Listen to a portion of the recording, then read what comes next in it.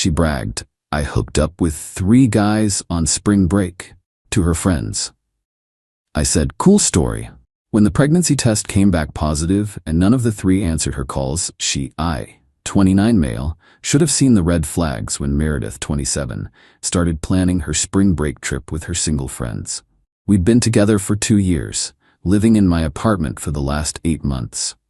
She worked part-time at a boutique while building her influencer brand, which mostly meant taking selfies and expecting me to cover most of our expenses. When she announced the trip, I wasn't thrilled, but figured a week apart might be healthy. She and her friends Jenna and Tori had booked an all-inclusive resort package. I even gave her $500 spending money because she'd maxed out her credit card on new bikinis and vacation outfits. The week she was gone was actually peaceful.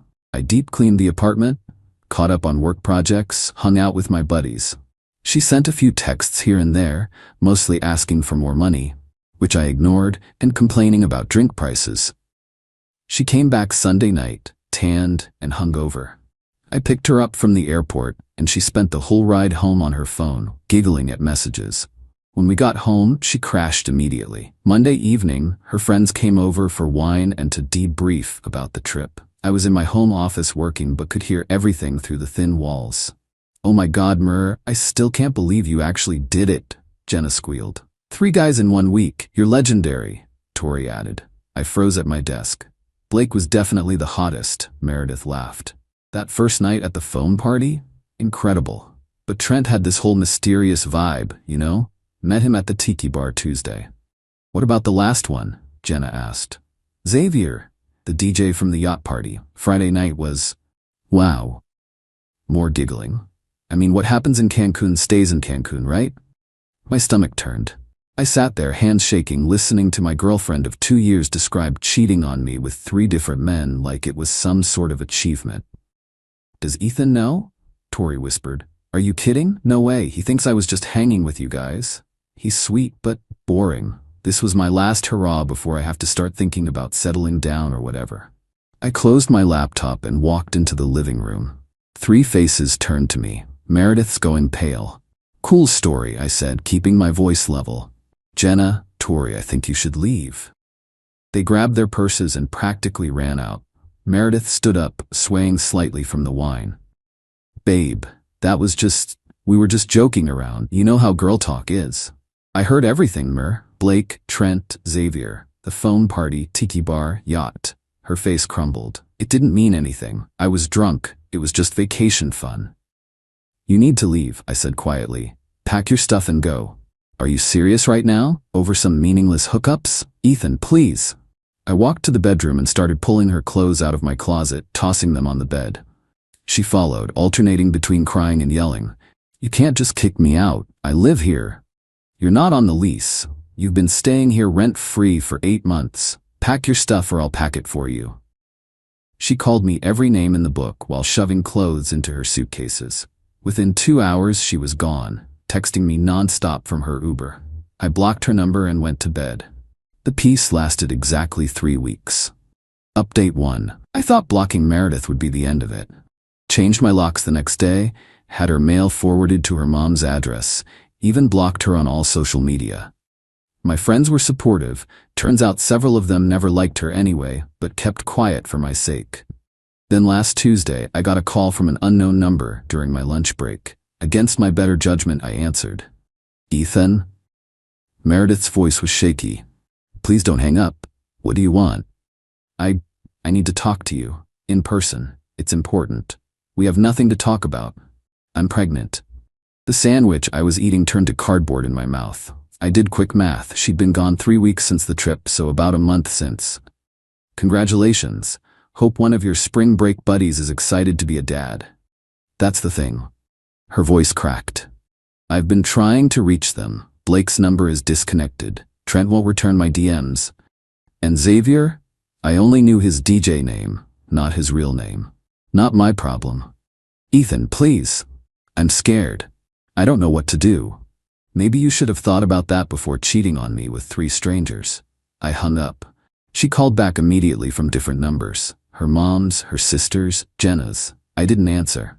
Then the text started coming through Facebook Messenger since I had forgotten to block her there. The baby could be yours. We had sex the week before I left. You can't abandon me like this. I made a mistake, but this is your child. I screenshot everything and made an appointment with a lawyer the next day. Better safe than sorry. The lawyer, Mr. Rodriguez, was straightforward. If she claims it's yours, demand a prenatal paternity test. Don't sign anything. Don't give her money. Don't acknowledge any responsibility until you have scientific proof. 2 days later, Meredith showed up at my work. Security had to escort her out when she started screaming in the lobby about me abandoning my pregnant girlfriend. My boss called me in, concerned. I showed him the screenshots of her bragging about cheating. He winced and told me to take the rest of the day off. That evening, her mother Diane called from yet another number. Ethan, sweetheart, I heard what happened. Meredith made a mistake, but surely you can forgive her. The baby needs a father. Diane, your daughter cheated on me with 3 men. The baby isn't mine. You don't know that. She says you two were intimate before the trip. One time, with protection. Besides, she literally told her friends about 3 other guys. Have her call them. She tried. Those boys won't take responsibility. You've been together 2 years. Doesn't that mean anything? It meant something to me. Apparently not to her. Goodbye, Diane. The calls kept coming. Her sister Cassie, her friends, even her cousin I'd met once at Christmas. All with the same message. I needed to step up and be a man and support Meredith through this difficult time. Then came the social media posts. Meredith started a whole campaign on Instagram about deadbeat men who abandon pregnant women. She was careful not to use my name, but anyone who knew us would know who she meant. The comments were filling up with supportive messages from her followers about how real men take responsibility, and he'll regret this when he sees his baby. I stayed quiet, documented everything, and waited. Update 2. Last week, Meredith's campaign escalated. She started posting ultrasound photos with captions like, 8 weeks and doing this alone because he refuses to acknowledge his child, and some boys never become men. My phone was blowing up with messages from mutual acquaintances asking if it was true that I'd abandoned my pregnant girlfriend. I had a simple response ready. She cheated with 3 guys on spring break and bragged about it. The baby isn't mine. Most people backed off after that, but Meredith's family doubled down. Her sister Cassie actually showed up at my apartment on Thursday night with Meredith. I saw them through my Ring doorbell and didn't answer. They stood outside for 20 minutes, with Cassie pounding on the door while Meredith cried dramatically. Open up, Ethan. You can't hide forever, Cassie yelled. My sister is pregnant with your baby. Be a man. I called the building security and they were escorted out, but not before Meredith screamed loud enough for half the building to hear. I'll see you in court. You'll pay child support for the next 18 years. Friday morning, I got served with legal papers. She was actually suing me for paternity and child support. My lawyer had prepared me for this possibility. Perfect, Mr. Rodriguez said when I called him. Now we can demand a prenatal paternity test through the court. She can't refuse if she wants to pursue support. The test was scheduled for this Monday. Meredith had to pay for it up front, since she was the one claiming paternity, about $1,500 that I'm sure she had to borrow from her family. In the meantime, her social media campaign intensified. She started a GoFundMe for single mother abandoned by longtime boyfriend, claiming she needed help with medical expenses and baby preparation. She raised about $3,000 before I had my lawyer send a cease and desist about the false claims. Sunday night, I got a text from an unknown number. Hey man, this is Blake from Cancun. Some crazy chick is blowing up my Insta saying I got her pregnant? I'm married, bro. Please tell her to stop. I couldn't help but laugh. I forwarded the message to my lawyer. Monday came. Meredith looked rough at the clinic. No makeup, hair in a messy bun, wearing sweats. Her mom and sister flanked her like bodyguards. She wouldn't make eye contact with me. The test was simple. Blood draw from her, cheek swab from me. Results would take 3 to 5 business days. As we left, Diane cornered me in the parking lot. When this test proves you're the father, I hope you'll do the right thing. Maybe even marry her. Every child deserves a complete family. We'll see what the test says, I replied calmly. Cassie scoffed. You're going to feel so stupid when it comes back as yours. Mer told us you guys were trying to be careful, but, accidents happen. Is that what she told you? Interesting. Well, science doesn't lie. Wednesday afternoon, my lawyer called. I have the results. You're going to want to sit down for this. My heart pounded. Just tell me. 0% probability of paternity. You are definitively not the father. The relief nearly knocked me over. Send me a copy. Send her lawyer a copy. Send everyone a copy. Already done. Her lawyer called 10 minutes ago. Apparently, there's quite a scene happening at their office. That evening, the text started. Meredith, the test is wrong. We need to do it again. Diane, those tests can be faulty. You should get a second opinion. Cassie, you probably paid off the lab. This isn't over. I didn't respond to any of them. But I did make one social media post, my first in weeks. Just a simple screenshot of the test results showing 0% probability, with the caption, "Science doesn't lie. Best of luck to the actual father." My phone exploded. The same people who'd been calling me a deadbeat were now sliding into my DMs with apologies and "I knew something was off" messages. But the best part, Jenna messaged me privately. "OMG, Ethan, I'm so sorry. I tried to tell her not to lie, but she was convinced she could make you believe it. She doesn't even know which guy is really the father. Blake is married, Trent ghosted her, and she doesn't even know Xavier's real name. She's freaking out." I screenshot that too, just in case. Update 3. It's been 2 weeks since the paternity test results, and Meredith's world has completely imploded. First, the GoFundMe. Once I posted the test results, people who donated started demanding refunds. GoFundMe investigated and found she'd violated their terms by making false claims. They shut down her campaign and refunded all donors. Meredith had already spent about $1,000 of it on baby stuff and maternity clothes. Now, she owed that money back. Then came the social media backlash.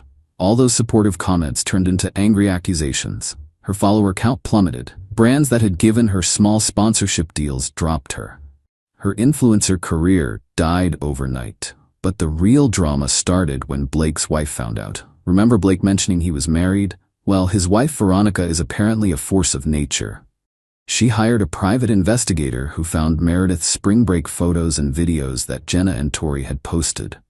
There was Blake, clearly visible in several, including one where he and Meredith were very obviously together at the phone party. Veronica didn't just want a divorce. She wanted blood. She sued Meredith for alienation of affection. Apparently that's still a thing in some states.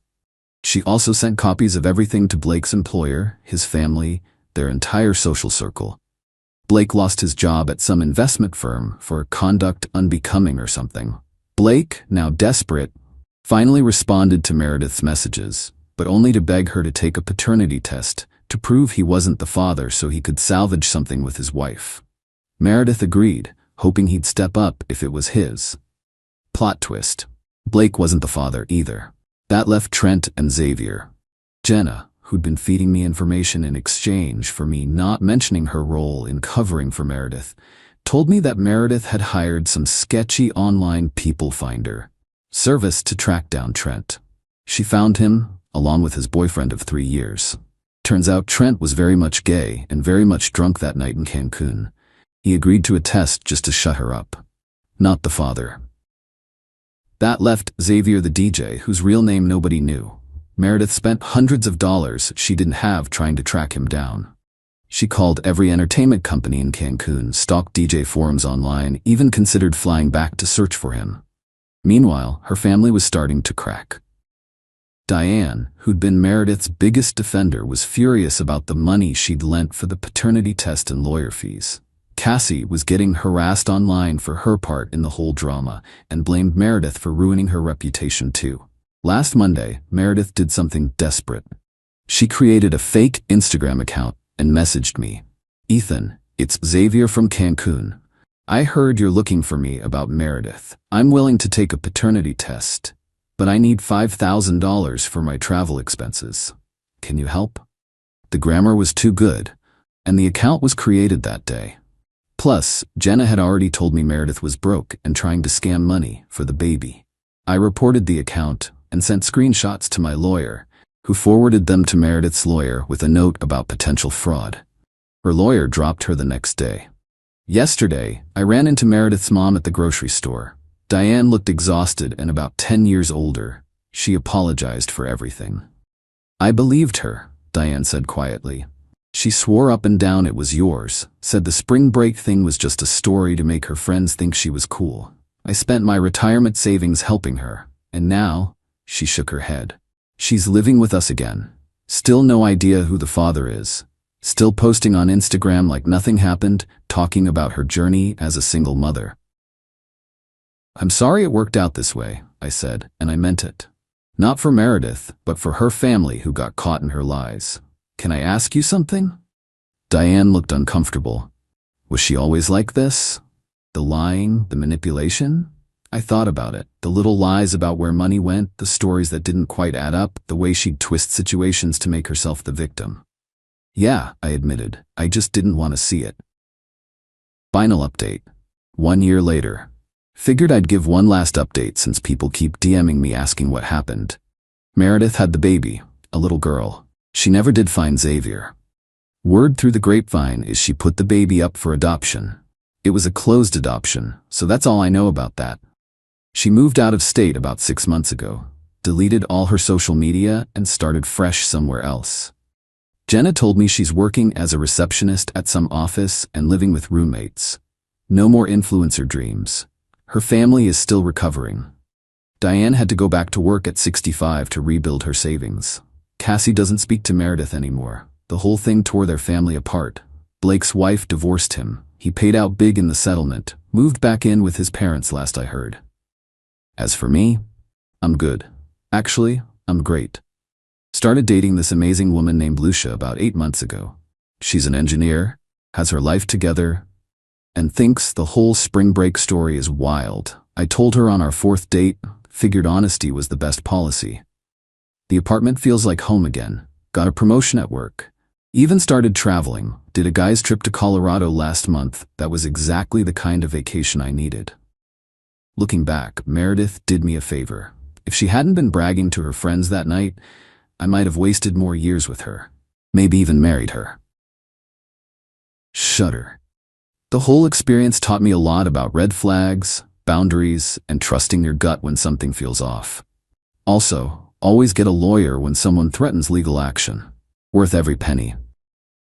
Oh, and for anyone wondering, I did eventually unblock her number about 6 months ago. Not because I wanted to talk to her, but because I didn't want to miss any important legal stuff if it came up. She's never tried to contact me again. Sometimes the best revenge really is just living well and making them face the consequences of their own choices. That's all, folks. Thanks for following along on this wild ride.